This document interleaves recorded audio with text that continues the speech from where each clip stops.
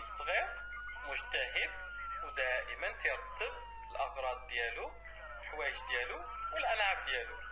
شنو اسمه؟ هو دابا مرتب الأغراض ديالو والحوايج ديالو.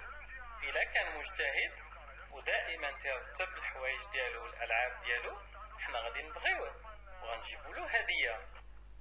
وإلا كان دائما تيسمع كلام باباه وماماه، غادي نوصيوهم يجيبوا له أحلى هدية.